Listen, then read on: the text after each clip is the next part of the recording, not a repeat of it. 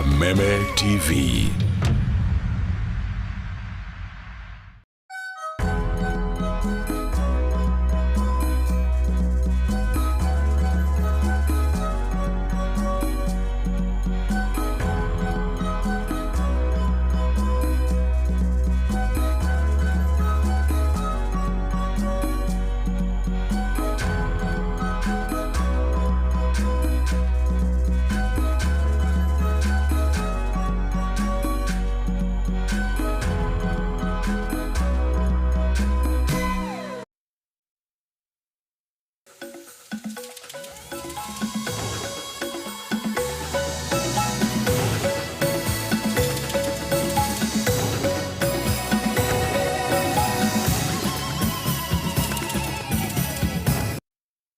Thagio marori wa Kameme TV nenda kugeithia miarahuko ya muthenya wa umuthi na ni ngatho ni undu wa gwitikira guthie na mbere ukiroragera television ino ni muthenya wa Juma wa kiumia giki na riu ni ihinda ria mohoro gitau tukumenyithia maria turathie na mbere tugikuharagiriria oro ndumwe na gukuhangira kona citiganite cia bururi wa Kenya ni njitagwo kuria wa gicimo tugukorwo tugiteithania na Nyambura mwari wa Musha uria no mwathiriri na njira ya ciiko na tukiambiriria thiini wa report ciito tukwambiriria na kuria Kiambu kuria arume gicigo-ini kia ubunge gia Kiamba ni meyitururite na one thutha wa gukorwo makihurwo ni atumia ao thiini wa gicigo giki kia ubunge. Uhoro uyu wiyumiritie na one thutha wa mutumia umwe kurumia muthuri umwe bara kiundutho riu arume mareyumiria na marambiriria kwiyaria. Ni gicanjama kiria kireyumiririe ituro-ini ria Raini gicigo bunge gia Kiamba na kuguciriria kirindi kinene kia andu thutha wa mundurume umwe kurumio bara kiundutho ni mutumia muingini. Kuringana na aria mareyoneire mundurume ucio arathite gucugutha mutumia ucio ari mihengo-ini yake ya gutaha mai na riria matanya ma mundurume ucio mararingire ihiga aramuruma nake mutumia ucio aramwaruka bara kiundutho kuria muingi na arangeri aria marari hakuhi marari na ihinda iritu ria guteithurana bara iyo. Ria gwathie ni mai maya mari ni mo matuma mora tondu muiretu ri agukite gutaha mai haria nwanyita nakere ori amucogo nwanyita riu ri racogo ri nake handu arie wega ri aruma muiretu nwanyita amuruma ciugo cia uhuratho muiretu a jaji nwanyita onawe ungechaji ri na no kunyitana masati ni kumana na gicanjama giki arume guku marerutururire gukorwo makirumio bara kiundutho ni atumia undu uria maugite ucungiriirio ni unyui wa njohi gukira githimi hamwe na mirire miuru.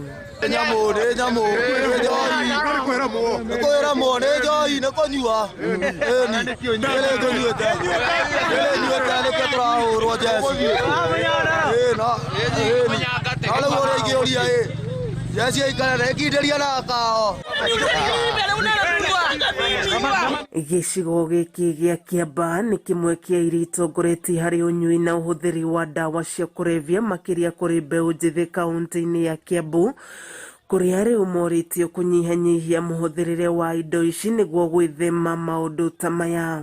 Aumane twathirire mayo nikio rona tukianurwo na gukenyua na kugutha kindu muno rona tukianurwo iriria ndari na inya ndia uragwo ni atumia ni ndahuranaga nao mutigane na munyangati mwiyurie marie irio na manyue na magie na hinya matigane na munyangati. Kameme TV gethie na mbere na gukuguriria maria maregariura kaunti-ini ya Kiambu njitagwo Wanjiku.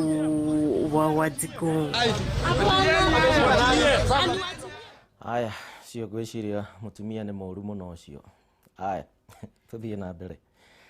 Aciari a thukuru wa muthingi wa Githungushu mwena wa Ndaragwa kuria kaunti-ini ya Nyandarua riu ni matabanetie mururungano magiteta ni giko kiraumirire thukuru-ini uyu na gutiga mwana umwe wa kahia akuite na ni thutha wa kuguthwo ni aruna ake. Mwandiki witu Francis Mwangi wa Wawira ni ararumanira na riboti ino na thaa icio guo ndirenda tunyitanire nake atumenyithie niki kirareire kingi. Wawira angikorwo ni urajigua geithika miaraho ya umuthi tumenyithie riboti iyo ya kieha kuma Nyandarua.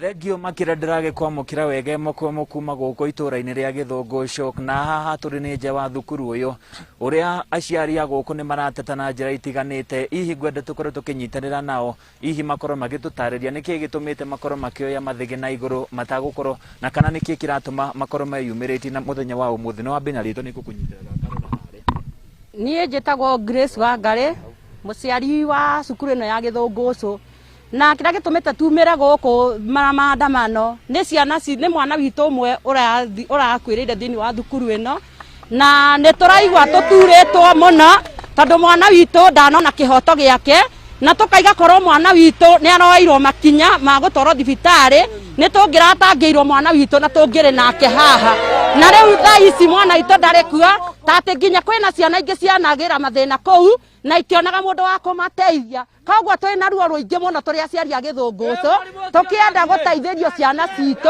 kihoto kia mwana witu kionekane ciana citu cionerwo ihoto ciacio na ni turarega turaiga mwarimu ucio tondu ndanega ni tware ukorwo twinake purity aende Mr. Ndegwa aende ni twitikirite athie na ciana citu igie na kihoto na nigetha ciana citu twatwara cukuru tukamenya imoko-ini mega ona arimu aria megutuka na aria meguka tumenye ni mekunyitirira ciana citu twina maundu maingi muno tuyoneire thiini wa thukuru iyo ciana citu fidi tutire na etagwa to list ndikoragwo na list haya ciana citu cirenjirwo njuiri tutari na kumenya niki kiratumire uniform twaheirwo uniform ira tutendaga tukiregwo twithurire koguo ni turenda kihoto thiini wa thukuru itu. Ihi we no ukorwo gitutariria mungikorwo mukienda ati ihi niguo gutigirira ati undu toyo ndunakorwo gicokera ringi. Hamarĩtwa njĩtagwo Kenneth Ireri wa Njĩra. Kĩndũ kĩa mbere ithuĩ tũrenda mwarimũ ũyũ ambe aume gũkũ tondũ ona performance nĩ njũru mũno. Kĩndũ kĩa mbere ciana citũ ona tũrĩhaga bithi na gũtirĩ rithiti ona kĩndũ kĩrĩa kĩratura nginya yuthi ya gũkũ nĩ kĩharo kũu ũguo. Chifu wa gũkũ arauga ciana citigathakĩre kũu atĩ nĩ tondũ nĩ kũreho korona kũu. Rĩu korona ona no ĩngĩkĩrehwo kũu kĩwanja-inĩ. Ihi no ukorwo ngithie direct kira kimurehete haha ni mwana gukorwo agikwo mungienda atia. Kĩndũ kĩrĩa tũngĩenda nĩ haki. Mwarimũ ũcio ndarĩ na concern mũno na ciana citũ. Thengio makire nitugukorwo ni wakorwo kiigua mateta ma ciari a guku ihi nitugukorwo tukirehe rugano ruru na njira ithiranite wega mohoro-ini maitu maria meguka na reke nyambere njokie Mohoro kuri we mwena wa studio na kuma guku mwena wa Githungushu guku ari Ndaragwa thiini wa kaunti ya Nyandarua nie na niĩ njĩtagwo Francis Mwangi wa Wawira. Thengio Mwangi wa Wawira riboti iyo na ni kieha tondu aciari magitwara mwana thukuru mehokaga mwana ucio ari moko-ini mega. Haya tugithie na mbere John wa Mbogo na mundurume uria wahurirwo ni muingi nginyagia gukua mwena wa Rwai ni arahurukirio mucii kwao itura-ini ria Gathanji mathio ya kaunti-ini ya Murang'a. Wa Mbogo atunganire na gikuo giake thiko nini hituku na one thutha wa kuinuka ari muriu no akihitia nyumba yake na kuria arai aingi aguthaguthira murango wa nyumba yene no ene makimwitanira na thutha wa gwikwa ari muici family yake riu nirenda kihoto makiuga ati aria mamuhurire nginyagia gukua na kana mangiambire gukorwo magithuthuria wega mbere ya kuoya watho moko-ini mao. Amen. God bless you so much. Gita family kindu kiria turahoya ni kihoto kia John kionekane tondu John ndari muici. John no njohi ya muhingicire agikora kuria ekorire na agituika wa kugerwo ngero. Oguo no tuhoete family korwo kihoto kia John no kionekane mona ithuĩ no tũigue tũiganĩire ona cira ũcio ũrathiĩ na mbere to kũrĩ andũ manyitĩtwo ona no twende cira ũcio ũrũmĩrĩrwo nginyagia mũico na nĩ tũkũigua tũiganĩire ta bamĩrĩ. Gũtirĩ mũndũ ena right ya kũraga mũndũ ona ũrĩkũ. Koguo ithuĩ tũrenda twahurũkia John ũmũthĩ. Process rĩngĩ tũrenda kwambĩrĩria nĩ gwetha kĩhoto na ũma na haki yake. Ũguo nĩguo tũngiuga tara take. No John we mwene kũrĩa thire nake hũrwo nginya akĩrutwo muoyo ndarutirwo nĩ ũndũ nĩ mũici arutirwo mamũhũrire moe nĩ mũrĩu no rĩu wake nĩ mangĩahotire kũjaji mone mũndũ ti mũici tondũ ndarĩ silaha ekuĩire. Kwoguo handũ-inĩ ha ũhoro ũcio thirikari nĩ yagĩrĩire iũndũ ta ici tondũ nĩ nyingĩ mũno bũrũri-inĩ ĩthiĩ ĩkĩonagia andũ nĩ ciagĩrĩire kũninwo na ininwo na njĩra ĩrĩa yagĩrĩire ya sheria. Gavana wa kaunti ya Naikuru Lee Kinyanjui nake nĩ athingatĩte atongoria a kĩũteti kuma gĩtarũ-inĩ kĩa Mount Kenya kũnyitanĩra harĩ kũgacĩrithia na gũcokia riri wa kĩama kĩa Jubilee nĩguo kũgĩa na mweke mwega wa gũkahũranĩra wa gũkorwo na atongoria arĩa maramatha ũtongoria wa bũrũri ũyũ thĩinĩ wa gĩthurano gĩũkĩte mũno makĩria harĩ kũmũrĩka mabataro ma mũingĩ thĩinĩ wa gĩtarũ gĩkĩ gĩa Central. Lee arĩtio hingo ya gĩikaro na andĩki a mohoro na kũrĩa hinyĩrĩirie atĩ President Kenyatta ndarĩ na ihinda rĩngĩ rĩa kũrũgamĩrĩra gĩtarũ gĩkĩ gĩa gatagatĩ wa bũrũri wa Kenya wa kĩũteti na ũguo no nginyanagia atongoria aya makorwo makĩyumĩria na kwĩrũgamĩrĩra kana gũkorwo magĩbanga kĩũteti mbere ya gĩthurano kĩa mwaka ũkĩte. Maũndũ ma kĩama kĩa Jubilee rĩ mũno matirĩ moko-inĩ ma president. Nĩ ithuĩ twagĩrĩirwo as members of Jubilee gũikara kũmenyana hena thĩna na kũ-recommend changes kana mĩbango ĩrĩa tũngĩenda na mau mothe nĩ twĩkĩte tayari na mũno njuge atĩ matũra-inĩ maitũ andũ nĩ maroria mũno gĩthurano gĩkĩ kĩroka tũgathiĩ na ngari ĩrĩkũ. Tũtingĩthiĩ na ngari ciene ithuĩ tũngĩenda gũthiĩ na ngari itũ na ũmenye tũngĩkanakorwo twĩ handũ atĩ tũtirĩ na mũnene wa bũrũri at the highest office ategumĩte gwitũ nĩ tũkenda athiĩ ya kũ-negotiate na arĩa angĩ. Kwa tũngĩkorwo ithuothe o mũndũ okire na kĩama gĩake o mũndũ na kĩama gĩake rĩ na tũrathiĩ harĩa gũcira na andũ mena kĩama kĩmwe kĩna magavana ta 20 kana 30 na MP ta 100 kana 200 rĩ na ithuĩ kwĩna ciama ta 30 matũra maitũ rĩ cira ũcio tũcindirwo na tũtarĩ tũrawanji. Koguo nĩ ithuĩ especially the leaders arĩa marathiĩ to the next general election who are supposed to take a lead role. Na tumurike riboti ĩngĩ ya bata kũrĩa minister wa ũgima wa mwĩrĩ Mutahi wa Kagwe nĩ hingo areharĩria kũheana ndũmĩrĩri ĩgiĩ mũrimũ wa COVID-19 gũkũ bũrũri-inĩ. Ndũmĩrĩri ĩno yũkĩte o rĩrĩ matukũ-inĩ ma ica ikuhĩ. Ithabu rĩa arwaru rĩkoretwo rĩkĩambatĩra na gĩcunjĩ kĩnene nginyagia gũkinyia kana gũkinyia gũkorwo ĩkĩambatĩria mũrimũ wa COVID-19. Thaa ici ũguo ndĩrenda gũtware thĩinĩ wa gĩikaro gĩkĩ ĩmwe kwa ĩmwe nĩgetha twambe tũigue marĩa marakunũka ũhoro wĩgiĩ COVID-19 na ningĩ riboti iria cikumana na gĩikaro gĩkĩ. Present and your name and keep it within the scope of today's discussion. With those few remarks, I now wish to invite the chair of NAC to be able to give us the briefing. Waziri, karibu.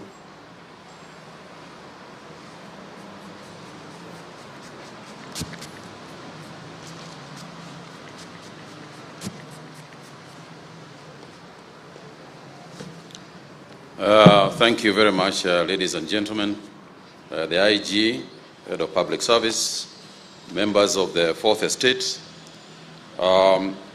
Good afternoon, and once again also, let me also apologize alongside my colleague for the slightly late start.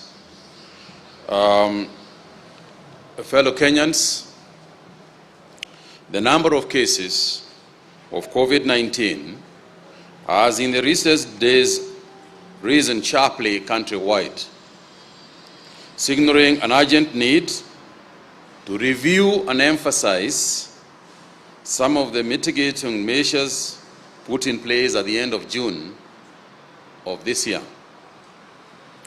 Recent data from hotspot counties in Nyanza and Western region show that if we stick to measures that we give, it is possible for us to see a decrease in the number of severe cases. However, we are observing an increase in cases in other counties, including Kiambu, Kajiado, Lamu, Makueni, Murang'a, Nairobi, Nyandarua, Taita Taveta, and for the first time also, Tana River County. This observation is consistent with the projections of increased spread of COVID-19 in the month of July and August, associated with the more transmissible Delta variant becoming the dominant strain in our country. This morning, the National Emergency and Response Committee on Coronavirus held a meeting to review the obtaining situation on COVID-19. The meeting considered recommendations from the National COVID-19 Modeling Consortium following their meeting held yesterday, Thursday, 29th July. In view of these developments, NAC wishes to emphasize some of the presidential directives which are still in place and some new ideas. In line with the directive to avoid crowded places where transmission has been shown to be more likely, we once again emphasize that all public gatherings and in-person meetings of whatever nature are suspended countrywide.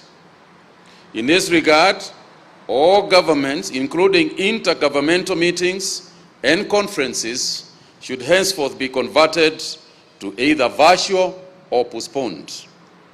And there are several meetings that even the government itself had planned in the coming 30 days.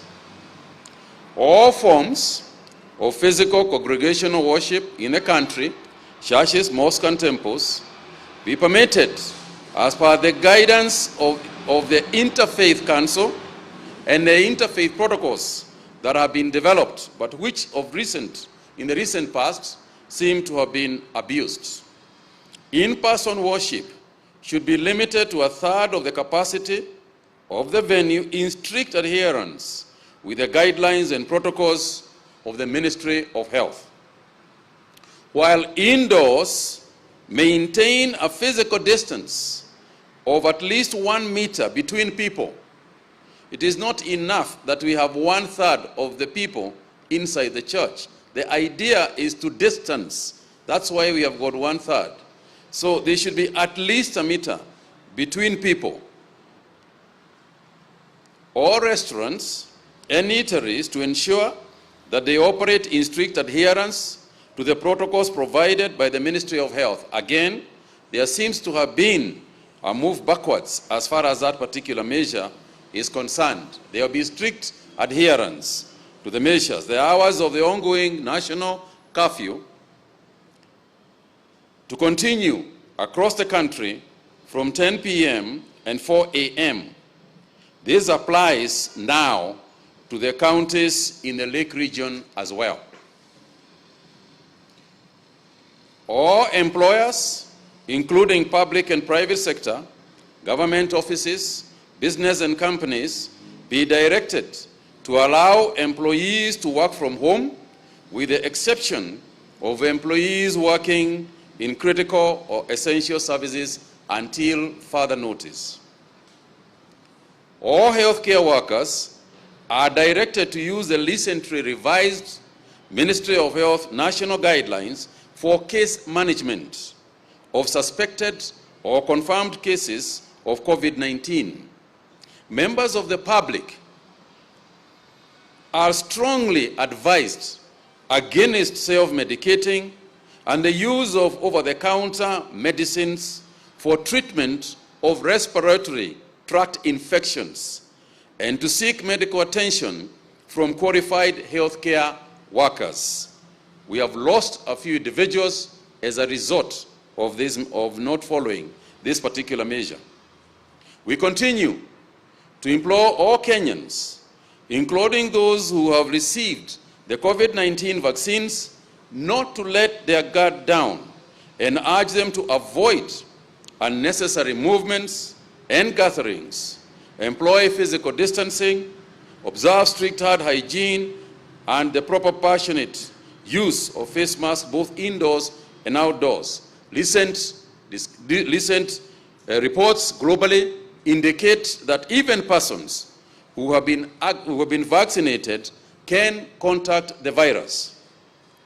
The difference is that those who have been vaccinated are getting the disease but with less severity.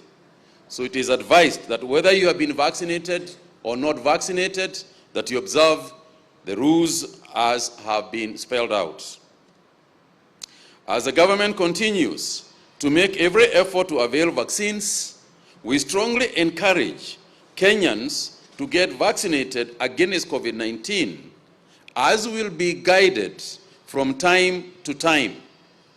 The vaccines that we are expecting in the next week or two will follow the same pattern that we had before: the above 58s, persons with comorbidities, individuals who are frontline workers, and so on and so forth.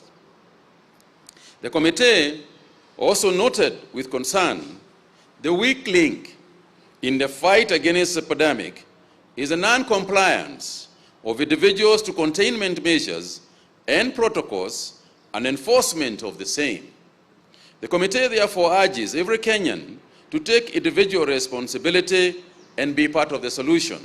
And today, what we would like to urge is that every stakeholder, every institution, to bring in their own areas the theme of be part of the solution. Do not be part of the problem. Be part of the solution. As individuals, we must ask ourselves whether our behavior is contributing to the solution or our behavior is contributing to the problem. We continue to emphasize that it is not possible for police to police every individual individually. And therefore, where there has been success elsewhere, where there has been success globally in maintaining and containing this virus, it is because individuals have taken up upon themselves to be part of the solution rather than part of the problem. Further, the committee noted that the response to COVID-19 is not just a health matter, and has encouraged all sectors to get involved, and specific sector leads in government and private sector to engage their respective stakeholders in defining the enforcement measures required.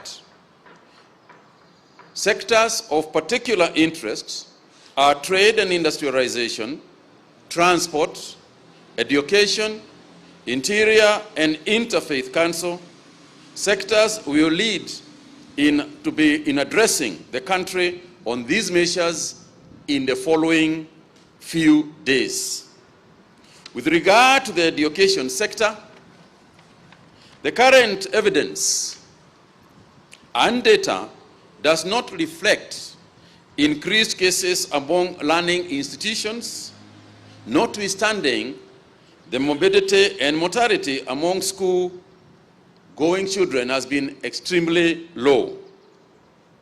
For that reason, and in the meantime, to ensure safe and continued learning in our education institutions, all teachers are strongly implored to present themselves for vaccination against COVID-19.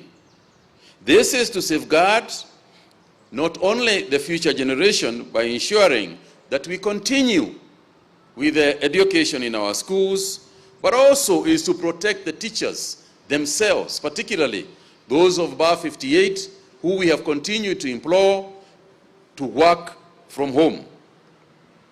With regards to counties, as the government makes arrangements to install oxygen plants, counties are urged to ramp up efforts to install oxygen piping in their healthcare facilities to ensure maximum utilization of the plants. There are about 23 counties that are going to be receiving oxygen plants by the end of August. And for them to be effective, for the plants to be effective, there has to be piping in the hospitals where these oxygen plants are being installed. And therefore, as far as those counties are concerned, and indeed in all counties, what we are asking is that we pipe the oxygen instead of relying on oxygen cylinders. This is because, as we stand currently, our hospitals are fairly full, and we want to emphasize that the saving grace in most of the case management is the presence of oxygen, or the availability of oxygen. Experience in other countries also showed that those countries that had sufficient oxygen managed to save more people than those without. And it's not just oxygen, it's oxygen that is properly examined, of a quality that passes the standards that we have set to ensure that people are saved. We urge the counties to actively also ramp up the necessary infrastructure, including the critical care facilities, the isolation centers, human resource, and testing capacity. And in terms of the testing capacity, the national government will also be placing PCR test capacities across the counties and increase over and above the over 20 testing facilities to make sure that almost every county has got a testing facility. Counties are also urged to ensure that they have adequate PPEs in all the hospitals, including the level 2 and level 3 hospitals, where more and more people are presenting themselves. And for the healthcare workers to ensure that as a matter of procedure, as a matter of regular work, they stay protected with the proper PPEs, because persons are walking into hospitals, and if you contact the disease at that point, then we have the same challenges that we began at the beginning of this year. And in this regard, the Ministry of Health has also directed that KEMSA supplies PPEs to counties, even if, despite their pending bill status, because there are counties that are saying that they are unable to get PPEs on grounds that they have not been paid by the Treasury. In turn, KEMSA is refusing to give them, so NAC has directed that it doesn't matter whether a county has paid his account or not, let every county be given the PPEs that are required for protection of our people. And finally, is to ensure that we enforce the 72-hour period of disposal of our deceased persons, and to ensure that licensed funeral homes adhere to these guidelines. One of the reasons why this is so critical is because of, as people, if we have people staying in hospitals for too long before disposal, what is happening is that then people start funeral meetings, and in those funeral meetings, we are experiencing increased transmissions. So we would urge that within 72 hours, we try and rest our loved ones. And we are grateful, particularly to the Muslim community, because of the examples they have shown in terms of disposal in accordance with their religion. But also we would urge the rest of Kenyans that this is one time when we would urge that no matter how we feel, no matter how pained we are, we still need to adhere to the rules. And the funeral homes, including government, mortuaries, and institutions, have been asked to ensure that this is what has happened, and this is what should be done. Again, on the issue of funeral services and burials, we have also emphasized that GAO will forthwith, and they will be calling a meeting, Interior will be calling a meeting to discuss this matter with chiefs, sub-chiefs, and other enforcement agencies to ensure that funerals are attended by the 50 people that we had proposed earlier, because if we do not follow those protocols, then we will be going to bury our loved ones and then follow with more funerals of the same people from the same families, as has been evidenced in some of the cases that we are now dealing with. So, ladies and gentlemen, the main issue today was to deal with the situation as we see it, to emphasize some of the measures that are already there, but also to warn that we cannot hesitate to take even further measures if we see that the adherence to the measures that we are taking are low. Of importance is also the emphasis on the stoppage of gatherings, even those of a political nature. And I want to emphasize here again that we want to be part of the solution. And we are asking those in politics, those practicing political meetings, to be part of the solution instead of creating epicenters of spreading of the disease. So I want to pause there for a minute and ask the IG to weigh in on this issue as I come back with some of the other figures that exist, that we have today.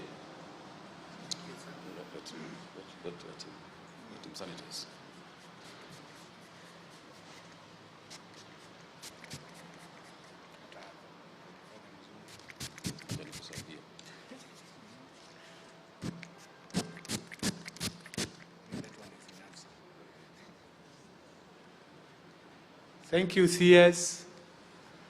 Mine is directions and instructions, which I want to give today to all the commanders and police officers of National Police Service across the country on 2 directions and instructions. All the protocols, CS Mutai Kagwe has highlighted them. The National Police Service is to enforce that all these protocols are complied. And in that regard, I give instructions to all officers of the National Police Service with effect from today that all those protocols to be enforced and measures stepped up. We will take responsibility. Secondly, I'm asking all the members of public to cooperate with the police.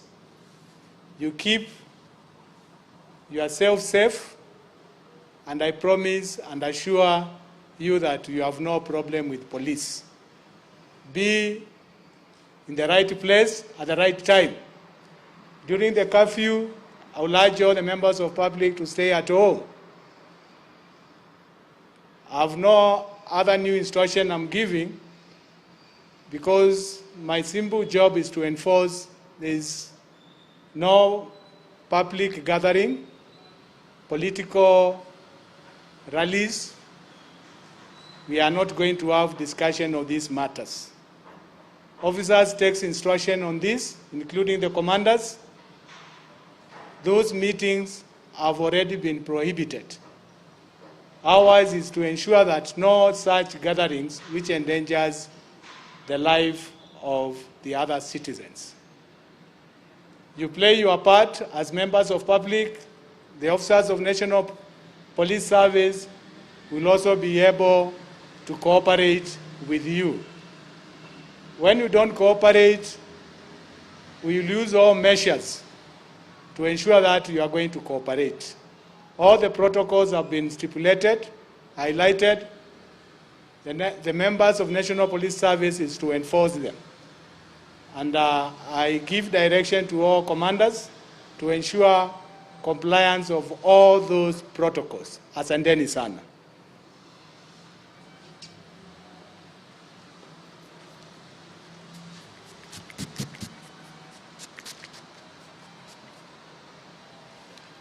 Thank you very much, IG. I think that the only other thing to emphasize as I conclude is that is to appeal to Kenyans that the reason why we are doing these things is now evident. A while back, we did tell Kenyans that it is important for us to have facilities, ICU facilities, and other facilities within the counties. Today, the Nairobi hospitals are stretched to a limit. And the truth of the matter is that if you fall sick today, within this county, you are very unlikely to get a hospital bed. And it is good to call a spade instead of a big spoon, because the truth of the matter is that we are sitting between a difficult situation, we are sitting in difficult times, we are increasing the ICU capacity, we are increasing the ICU capacity in KU, in Kenyatta National Hospital. I am aware that Nairobi Hospital is also increasing its ICU capacity by some 20 beds. We are increasing by some 28 beds at KU. But the truth of the matter is that unless we can contain it at this level, unless we can stop the transmission right now, then it is possible that our health system is going to be overwhelmed. And when that happens, then you have got the scenes like you see in other countries. You saw it in India, where a person dies right in front of a hospital, and there is nothing that the doctors can do. So this is not scaring people. This is more to emphasize the need for each person to protect him or herself. We need to protect ourselves. Because, as I said, you cannot afford to be taken to a hospital where there is no capacity to take care of you. And as we speak, some 400, and nearly 450 patients are on oxygen. They are on oxygen, directly on oxygen. And that is not including the 175 patients who are in ICUs. And as you know, most hospitals don't have that much capacity for ICUs. We have got 1,432 patients across the country who are now hospitalized, and that is not including the nearly 4,000 who are in home-based care. And as for the home-based care people, we are also saying, just because you are being treated at home does not mean that you do not need to check with the doctors and constant supervision to ensure that you continue to be safe. There are some people who deteriorate when they are at home, so those observing them need to make sure that the minute you see a person who is on home-based care begin to cough more or to get a bit sicker, then it is important for them to be taken to hospital immediately. Our positivity rate continues to be high. Today, as you know, yesterday we had over 14%. Today, we still have over 13% in terms of positivity rate. And those are high numbers, because what you are saying is that in every 100 people, 13 people are infected. And therefore, we continue to urge our people, all Kenyans, to be careful. And when you say 13 people, that's an average. So when you take an average, it means there are some counties that are very, very low and some counties that are very, very high. The document that the media is going to be given includes the positivity rates in terms of county by county. And some counties have got a high positivity rate, particularly the county that we are currently in. So we would like to urge care, and I keep on saying, let's be part of the solution, not part of the problem. I repeat what we said in this same place sometime last year. Let's never, ever, ever think that we can treat this disease normally. I thank you.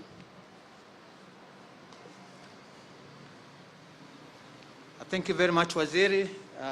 Ladies and gentlemen, it is your turn now to ask questions. Please remember your name and the media house you represent, and keep it within the scope of today's briefing. Thank you. Who would wish to go first? Zainab Mohammed, TV47.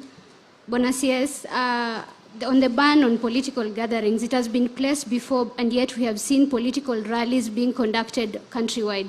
So my question is, what will be different this time round? And then number two, in terms of COVID-19 in schools, there was a school yesterday near Ngorano Secondary School that recorded a total of 104 cases out of 118 samples. What will the ministry do to ensure that our kids are safe in school now that they're all back in school? Thank you.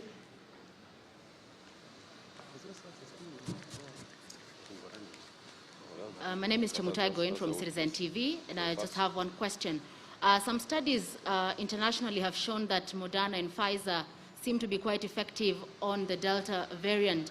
And we wanted to know whether, as Kenya, it's part of the consideration in terms of dealing with the virus, and whether we can adopt the mix and match approach.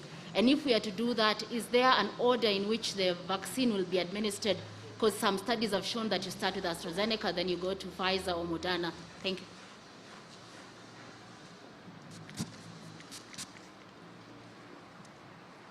My name is Seth Olale from NTV. We have some people who got the first jab of the vaccine, they have been infected, and they're asking, even when they get back to negative, do they start all over again, or the first dose is just efficient for them? And just to reiterate what my colleague asked, Mr. IG, politicians are still defying the government's directive. What they'll do, they'll go to church, and when they leave that church, just at the doorstep, they will wave at the congregation and pull a crowd. So the presidential directive has been so clear, but months later down the line, nothing is happening. We are seeing those politicians being super spreaders, but nothing is being done. Is it just a matter of talking, or will we be seeing stringent action? Thank you. Yeah. One more.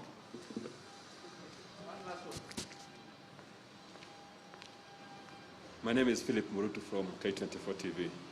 My question pertains to the transport industry. We have seen the laxity, the matatu industry going back to the full capacity operation. We are observing, in those that are observing, they're observing inside the matatu, but in the bus stations, you find crowds. I don't know what is being done in regards to the transport industry. Thank you. Okay, thank you. Let me start with the last one by Philip on the issue of transport. As I said earlier, we want to start sectoral meetings in the next few days, starting from Monday. So the transport sector, we will be meeting under the guidance of the Transport Secretary, CS Macharia, as well as the stakeholders, the matatu industry, as well as the Ministry of Health officials, to determine what is it that we need to be doing in order to ensure that those people also stay safe, and the people being transported also stay safe. As I said, and I want to emphasize again, yes, you can be riding in a matatu, but the matatu conductors are the ones who are going to, they will emphasize that you wear a mask when you are within the matatu. But surely there is a limit to how much even the drivers and the matatu conductors can do in terms of emphasizing it. My advice to them would be that do not carry a passenger who is not wearing a mask. It's as simple as that, because if the police come and there is a passenger not wearing a mask, the person who is in problems is the matatu driver and the matatu conductor. But I will let them give you their position. They will be holding a press conference, I believe either on Monday or Tuesday, and they will give all the guidelines. They are already there, but each section, next week, there are several stakeholder meetings and stakeholder press conferences that are going to be held across the country to ensure that, we follow the law. Before I ask the IG to comment on the issues that you have raised, Seth, and also the issue of the super spreaders, because essentially that is what it is. It is super spreading. When you call a political gathering in a street where there are so many people and you can see the waving and what have you, it is just literally super spreading. And you know, by the way, and I have said this before, but I want to repeat it for whatever it is worth, that number one is that there is no point of carrying out all these rallies and then we just follow with all these deaths. And then when the deaths come, we go to the funerals and then follow with even more funerals. At the end of the day, it is the average Kenyan who is suffering. It is the average Kenyan who is going to have this problem. It is because of those kind of people that we have to take measures that may cost Kenyans jobs. It is because of those kind of people who are acting in a manner that will send you to hospital. And I guarantee you, when you are in a hospital bed, when you are looking for oxygen, they won't be there. They will not be there with you. You will be alone. You'll be gasping for breath on your own. And no politician is going to be there at that time. In fact, the only government body you'll be thinking about is asking why the Ministry of Health is not giving you oxygen. Never mind that the Ministry of Health told you not to go so that you need oxygen. So please, please, if somebody is calling for a political gathering, why do you have to go? Why do you have to go? Is it a matter of collecting money? Then collect the money and go home. You don't have to listen. So, anyway. On the issue of mix and match, I am going to ask Dr. Kuria, who is here, to talk to the issue of Seth about the first jab, and also Moderna and Pfizer, and the second jab, and the issue of mix and match. And then we could ask the IG to have the last word on your question. Dr. Kuria.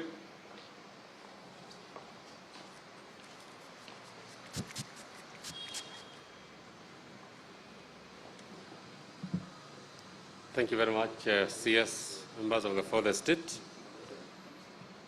This issue, I think, has been discussed severally in a number of our briefings recently, and it continues to elicit different reactions in people.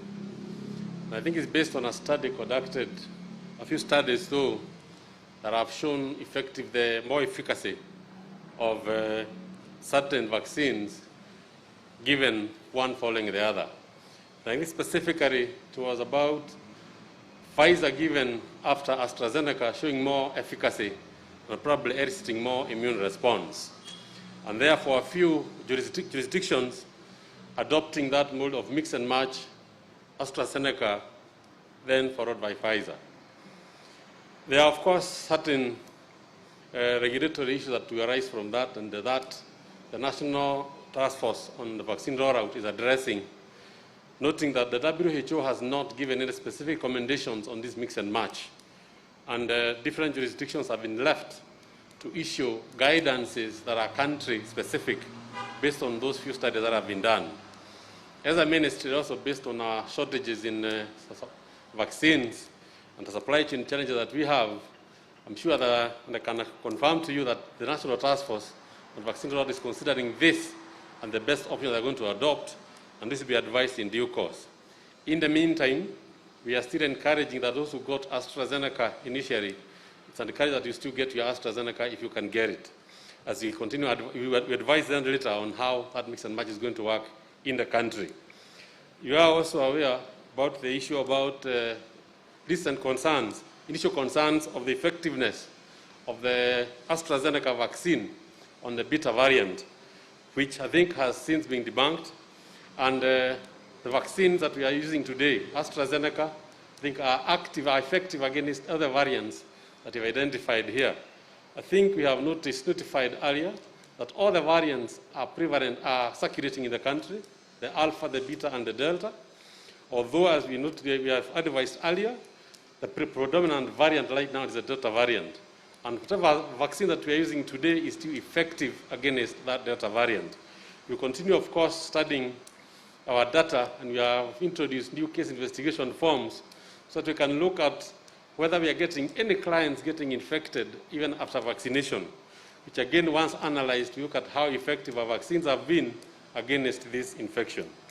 With the issue of getting a first jab and then getting infected, we still encourage that you get your next jab as scheduled, so that we get your full immunity that's as prescribed and as justified by the manufacturers of these vaccines. Thank you. I think to be clear on that issue of vaccines, again, on the mix and match, I think to be clear also is the fact that we cannot start vaccinating people who have already been vaccinated with a new jab before we finish with the people who have not been vaccinated. So we will not be vaccinating anybody who has been fully vaccinated with AstraZeneca and now vaccinate the same people with Pfizer. So anybody who has gotten their 2 doses of AstraZeneca, we will not be getting the other doses of Johnson & Johnson or the Pfizer ones that are coming in. IG, please.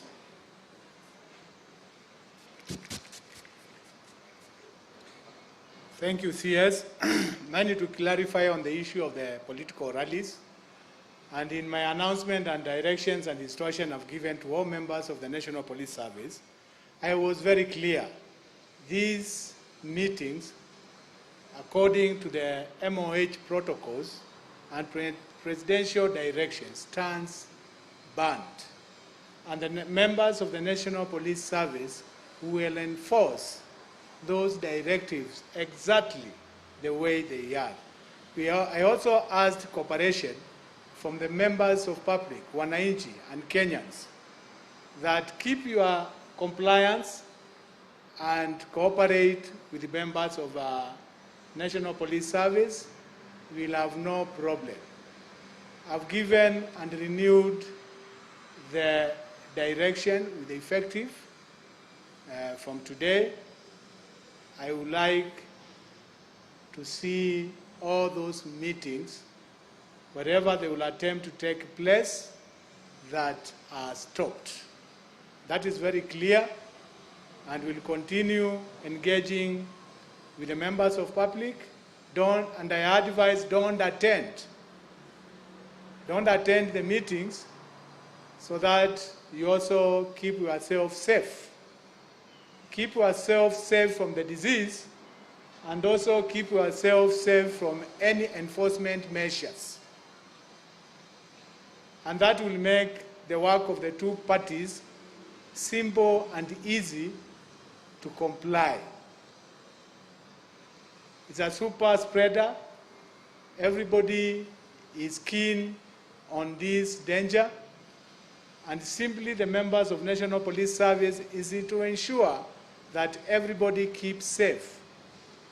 Keep safe from not attending public gathering, political rallies, and we urge the organizers also to comply. I would not like to encourage a lot of discussion on this. It is just no. The big N and the big O, no public gathering. And those are instructions I've given to the members of the National Police Service. Thank you. Thank you very much, ladies and gentlemen. That brings us to the end of today's media briefing, and thank you so much for the question that you want to take. Thegio mwirori wa Kameme TV ni ndomereri ya ministry ya ugima wa mwiri guku bũrũri-inĩ. Curfew no ĩgũthiĩ na mbere, mĩcemanio o ũrĩa mĩtaratara ĩrarĩ hau kabere. Mĩcemanio yothe ya kĩũteti nĩ yakanjwo. Ũhoro wĩgiĩ kanitha na ciũngano-inĩ no nginyagia mĩtaratara ĩrĩa yaigĩtwo ĩkorwo ĩkĩrũmĩrĩrwo. Tũgũkorwo tũgĩkũrehera riboti ĩyo thĩinĩ wa mohoro maitũ marĩa mekũrũmĩrĩra. No kwa ndagĩka ĩno tũgũkinyia hau mohoro gĩtaũ gĩa na hwaĩ-inĩ na mĩarahuko mĩega. Tũcemanie thaa 1 cia hwaĩ-inĩ. Njĩtagwo Gĩcimũ na tuma na Nyambura mwarĩ wa Wamuca. Thank you.